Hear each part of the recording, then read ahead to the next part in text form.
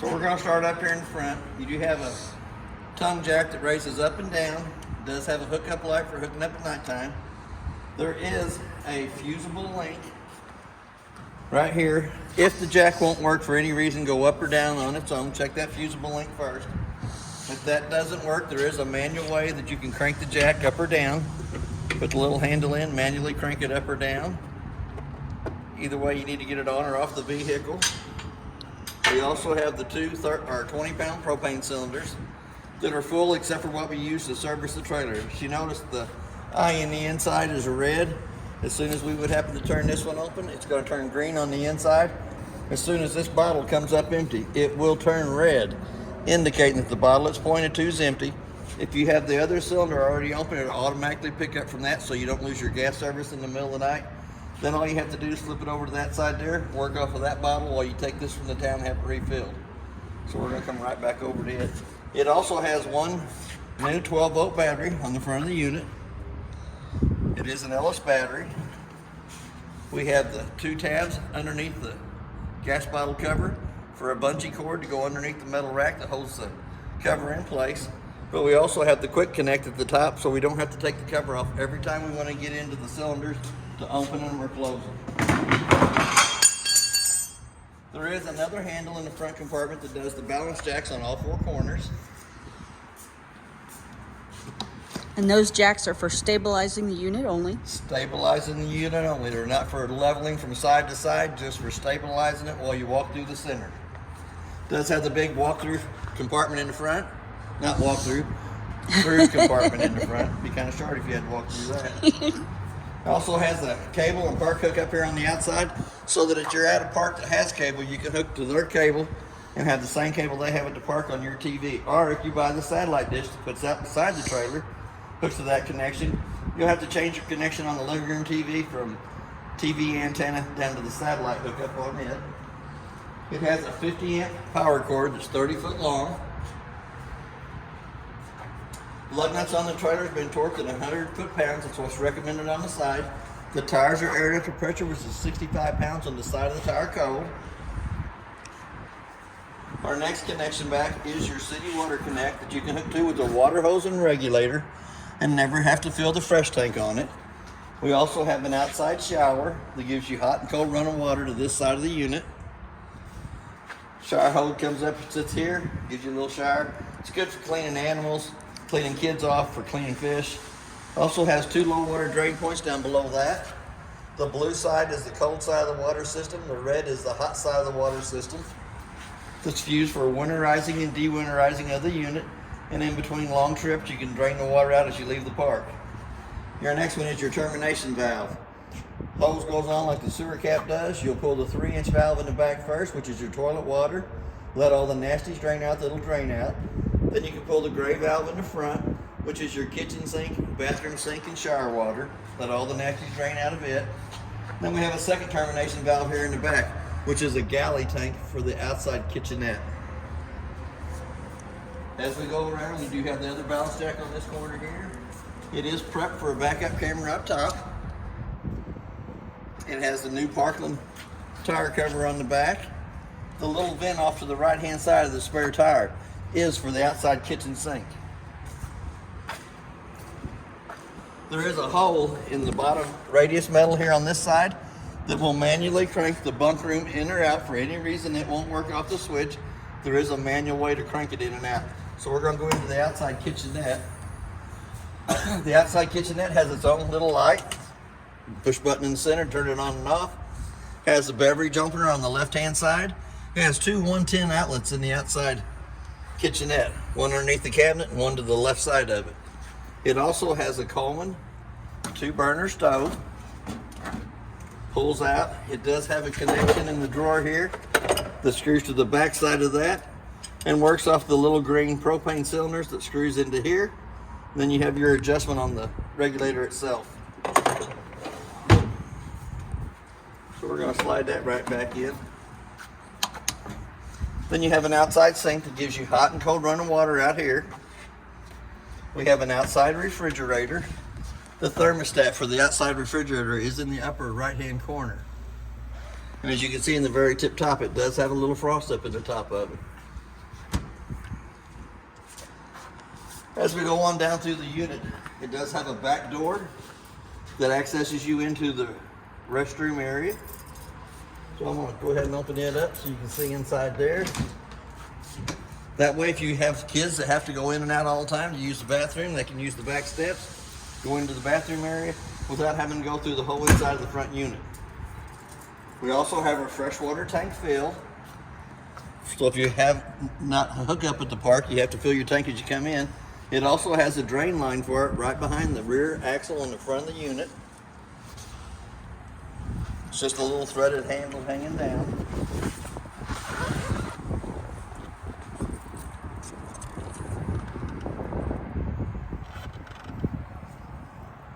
It's right behind the back tire door side.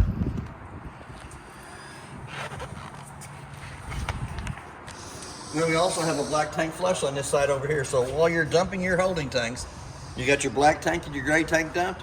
You can hook a water hose and regulator to this side over here, and it helps clean out more of the nasties out of the black tank only. It spins around on the inside, cleans more of the toilet paper debris out of the inside. We have our 2 outside speakers. One of them don't have a cover on it. Right down below that, we have our outside hood range vent. For the vent to work properly, the 2 little tabs at the bottom have to be lifted up. Allows that flapper to flap. Not that you burn your food, but to pull smoke from the inside to the out. But when you're traveling down the road, you want to clip those back in place so they stay connected so it don't sit there and flap till it breaks its way out. The next one is the back of the refrigerator. The refrigerator works 3 ways. 12 volt, 110, and propane. It does not cool down on the 12 volt. The 12 volt is in just in case it loses the 110 power coming to it. The 12 volt kicks in, automatically kicks it over to gas and lights it on gas. Right down below that, we have the outside of the furnace. Sucks cold air in the top, hot air out the bottom. I always suggest putting a mud dauber screen over the outside of the furnace for the simple fact the screen is less than $20 to purchase it. It's $155 an hour for every hour that you have to take the furnace out to clean the mud daubers out of it. So that little $20 investment's really worth its weight in gold. We're gonna come up to the hot water heater next. Hot water heater is gas and electric. The little white cap is for your freshwater tank drain. Always put it in the outside hot water heater. But the electric switch on the outside is in the lower left-hand corner. Your gas switch is going to be on the inside on your monitor panel. But before you turn on either source of heat, electric or gas, you'll always want to pop the pop-off valve. Make sure you have a little water coming out of it. It also has a drain plug in the bottom, which is an anode rod. And an anode rod actually draws all the impurities out of the water to that rod, eats that rod up instead of eating up the inside of the tank. Anytime the steel rod in the center is showing, it's time to replace it. I'll have to show you the gas switch when we get to the inside of the unit. It does have a 110 outlet on the outside over here, and it does have a park cable antenna hookup. So if you wanted to put a TV underneath here on a little table underneath the canopy, watch the ball game, that'd work too. Another hole in the radius metal up here at the front. It is a 3/4 inch nut inside there. Same handle does the balance jacks or the slide rooms, but it will manually crank that living room slide room in and out. So we're going to come all the way back up here to the front. The little silver colored handle will do your balance jacks on the corners. Your brass colored handle will come into the radius metal and manually crank them rooms in or out. And then you have the little handle up front that does the tongue jack. So there is 3 manual crank handles. So we're going to shut that back down. We're going to go back to the front door. We're going to open it all the way up. The yellow handle on the steps loosens the steps from the door frame as the steps come out. There is a pin on either side with 18 to 15 holes for adjustment. The main thing on the steps is once it comes out, it has to lay flat in the threshold so that the front door fits over it properly. And you can adjust that by pulling them pins and doing the adjustment on the legs. Either way you need to do, front or back. The main thing is it has to lay flat in the threshold of the door. So we're going to step up into the unit. It does have a working fire extinguisher on the left-hand side. We're going to come up to the monitor panel. It says slide room 1, which is your main slide that goes out. It's always good to make sure there's not a vehicle on that side or a tree as you're running the room out. And once it gets all the way out, it'll kind of ratchet. So as soon as it starts ratcheting, let off the button.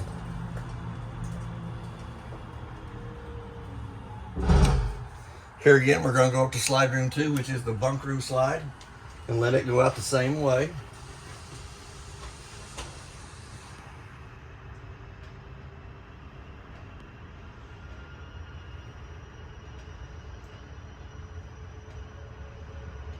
And as soon as it gets all the way out, it'll ratchet too. And as soon as it starts to ratchet, let off the button.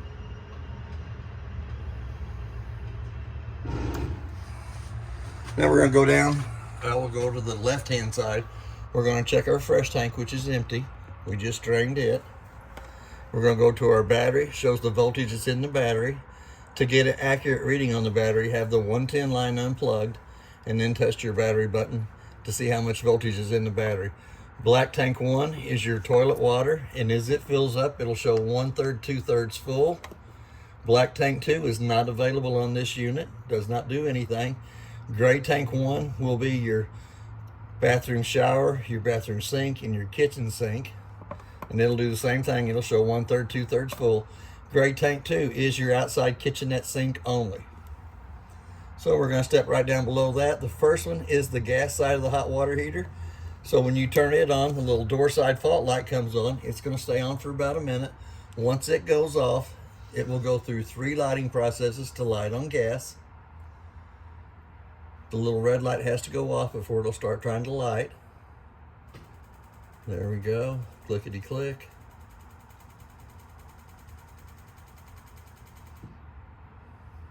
That's Uno 1.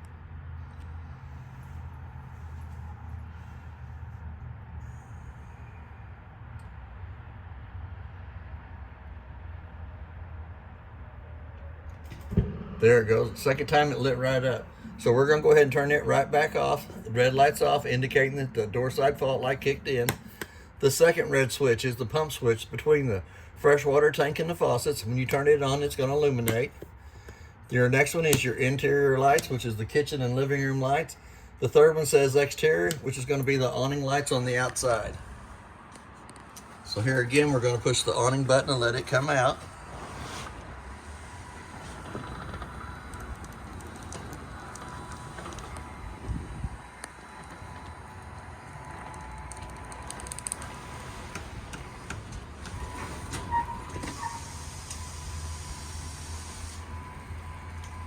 And we're going to let that awning go out till that skirt hangs straight up and down. Now there is adjustment on both the arms at the bottom that you can put the pitch going to the back side of the awning or the front side, either way you want to go with it.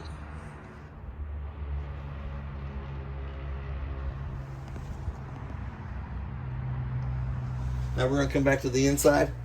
It does have a light above the sink. A little push button in the center turns it on. We also have the pop-up switch right here that gives you 2 110 outlets and 2 USB ports. Excuse me, at the kitchen sink. We're going to come right back down to the bottom. We have a button down here for testing the LP detector. It gives you 1 little beep for LP. It will also do the carbon monoxide, which is 4 beeps 2 times in a row. We're going to come over to the top kitchen drawer. There's going to be 2 sets of keys. The black key does the front door lock and deadbolt. It also has a key fob that locks and unlocks it. There is a purple key for the back door. There is a 751 key for your outside shower. And then the brass color or other silver color key here is for the outside kitchenette. 2 more things in the drawer. There is a Bluetooth speaker that fits underneath the front bar on the awning. And we also have a light that fits on the bar on the awning. So I'm going to put the 2 keys right back into the drawer.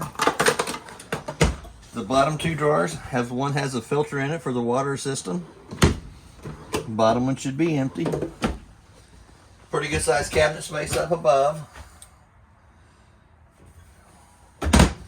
On the kitchen sink, it does have the sink covers that come over to the side. You have the hot side is the left side of the faucet. It's marked hot and cold, but you have to actually pull back on the faucet for the water to come out of them. So I'm going to shut that right back off. We're going to slide these right back into place. Pretty good sized cabinet space down underneath.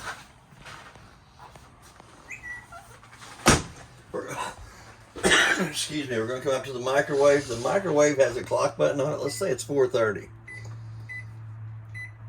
Hit that clock button again till the 2 center eyes is flashing. The only reason I set the time on the microwave is if I leave the unit and come back to it, I can always tell if it's lost 110 power coming to the unit if it doesn't have the proper time. That's the only reason I really set it. I did warm my coffee up in it, my lunch yesterday. It does have a light for the stovetop, fan for the fan to work properly. The 2 little tabs on the outside range, it has to be opened up, allows it to flap. We're going to come down to the glass stovetop. It's not an induction stovetop, so you actually have to move the glass up out of the way. Button on the very far right hand side illuminates the lights on the valves. We're going to turn the valves to where the highlight position is, using the striker on the left hand side to light. Light the burners, turn it up on high. Same way with the center one.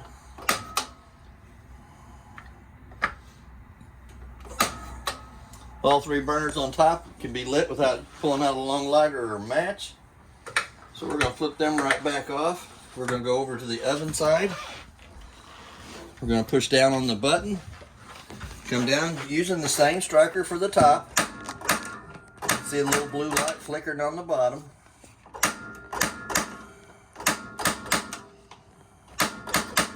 Takes it a little bit longer to pull gas down to the oven. There we see the gas starting. There we go. Once you got the pilot light lit, let it burn for about a minute. Once it warms the thermocoupler right above it up, then you can dial it up to the temperature you want the oven to light to. No bringing the old one of the panel right down below it. Has 2 screws in the sides of the panel. If you take those 2 screws out, accesses you into the back of the hot water heater and also accesses you into the water pump. It has a 2 valve setup on the water pump for winterizing with a separate hose that comes out and sticks down in your antifreeze jug. It has 2 valves on the hot water heater. For them to be in the working position, both valves have to be pointed right towards the hot water heater. When you get ready to winterize, you'll turn them valves sideways, which makes it a loop at the back of the hot water heater so you don't have to fill the hot water heater with antifreeze. We're going to come right back up to the top. It has an on and off button on the refrigerator. It does have a pretty good sized freezer and a pretty good sized refrigerator section. It was 1 degrees in the top, and you can tell it does still have frost up in the top of it. The bottom of it got down to 34 degrees, which should keep your beverages nice and cold. We're going to slide right on past that, come over into the bathroom area. It does have a light on the right hand side if you step into the bathroom. It does have the hot and cold water on the shower. Hot water on the left side, cold water on the right. It also has a plug in the bottom of the tub for if you have infants that can take a smaller bath. It does have the 110 outlet in the bathroom that is your GFCI outlet itself. There is the sink plug for the bathroom sink. Pretty good sized cabinet space below the sink. Pretty good sized medicine cabinet up at the top. You do have access to the outside door here. And if you look over at the toilet, it does have a single foot flush on the front. You push halfway down, fills with water, push all the way down, fills and dumps. We're going to come right back up above that. Black knurled knob cranks the vent up in the ceiling. Little black button turns the fan on. Fans used to pull the moisture out while you're taking the hot shower in here. It does have a panel on the side of the shower tub. It is also access in to do the plumbing on the drain itself. If you notice, we have 4 registers in the floor, front to back. That is for the heat side of the furnace.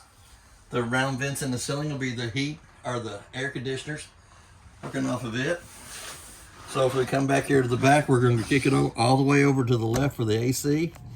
We're going to run the fan in auto and high position. We're going to dial the temperature down for the AC. We can kick it back off of AC over to fan, or we can kick it back over to off, or we could kick it over to heat, and then we're going to dial our temperature up for it. Automatically the furnace blower comes on. It's going to run for about a minute. Then you're going to hear a little clickety click click on it. It will light the furnace automatically, and then it'll bring the room temperature up to whatever setting you have here on the side. So I'm going to kick that back to the off position. You always want to run your fan in the auto and in the high position. We're going to come back through here, and it does have one brown vent on the side. That is to actually let the heat coming off the breaker box. The lights in the bunk area have to be turned on by hand. Have a little push button in the ceiling of them. We have another black knurl knob in the vent up here at the top that cranks the vent up in here, but does not have no fan. So we're going to close it back down. There is a place for a TV on the shelf underneath there. You do have a 110 outlet that hooks up to your TV, and a park cable or TV antenna hook up there. The two bunks on this side, they do have lights off to the right hand side, little push button on each one of them, and we also have a USB port. Now the Catalina bed down here folds out, makes into a smaller bed down there, but it also has the two T-handles up here on the side that lift up, allows the flapper to flap down, gives you another smaller bunk up here, so you got big bunk on the right hand side, little bunk on the left hand side, and then the bed down here at the bottom pulls out halfway through the room. Gives you pretty good size access. You have the shades here on the side, curtains on each side of the room. Does have a fire escape window down here at the bottom. Let's pull them curtains out of the way. Red handle on the screen pulls the screen loose from the window frame itself. Little red handle here comes out from the bottom, goes right through the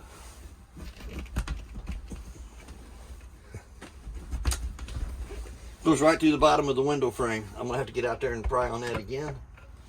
I'm gonna leave that open so we can go back out there and check that. Does have a privacy door between the living room, kitchen area, and the bunk room. Slides over, clips in place. As we come back into the living room, kitchen area, there's a pretty good sized cabinet space up here on the right hand side of the living room slide. It also has another 110 outlet down here at the bottom. Little push button in the center of the breaker box. The breakers are marked from the left to the right hand side exactly what they are, with your main being in the center. Your 12-volt car fuses are on the right hand side, and they do have a little red light off to the left or right hand side of them. In case any one of the fuses would blow, it will have a little red light off to the right hand side of it, and you can see them with the lid closed. We're going to come back up above the table. Little push button on the right hand side turns the light above the table on. You can also take the table off the two pedestals down below it, slide the table around the other way, put it between the two benches, take your two back cushions to come over the top of the tabletop to make a smaller bed. It has, I think they're called Wisconsin lights over here to the side. A little push button at the bottom of that turns that on and off. Then you also have the, not really recliners, but they do have a cup holder in the center. We're going to flip them two up. We're going to pull the two cushions off of it. It'll butterfly out into another smaller bed. It does have a little piece of foam underneath there. I think it's for putting in behind the bed to keep little ones from sliding down in there. It does have a light in the ceiling for the light. We also have the smoke detector right above the left-hand side of the slide room. We have the mid-size remote for the stereo, and it will also play a DVD between the stereo and the TV. You just have to have the TV setting right. It's on TV1 now. It has to be brought down to AV1, and then you'll use the remote for the stereo to play your DVD between the stereo and TV. And if I'm not mistaken, it got 42 channels on the TV. In the living room area, that TV station's almost 80 miles away from here, but it has the same amount of TV channels in the master bedroom as it does in the bunk room in the back and to the outside of the unit. Fireplace has to be turned on by hand. It has a little push button on the left-hand side to turn it on and off. You can also change the color of the flames. You can run your heat setting up or down. when it goes between 60 to, let's see how high it will go. There's 88, 89, 99 degrees. Holy cow. Then it also has pretty good sized cabinet space down below for extra DVDs, or onto the left hand side. Fireplace is your secondary source of heat. Round vents in the ceiling are for the AC. We're going to go up into the master bedroom. We're going to turn the light switch on. It turns the light above the end of the bed on. It has a USB port and a 110 outlet on either side of the master bed. The two lights above the head of the bed have to be turned on by hand. They have a little push button in the center of those. It has the brown vent in the floor to bring heat into the master bedroom. And it also has the round vent in the ceiling to bring AC into the master bedroom. There is a place on the wall here for another TV, a 110 plug-in, and another part cable hookup off here to the right-hand side of that. And it also has another fire escape window on the off-door side of the master bedroom. Has pretty good sized storage up underneath it. Has pretty good sized closet space on either side. And it does have a little cabinet up the top that gives you extra storage for extra pillows and blankets up top. And that's basically everything on your trailer. It does have a privacy door for the master bedroom between the living room and kitchen area and the master bedroom. So that's about everything on your unit. If you have any questions, I'll try to answer them the best that I can, and thank you for your time.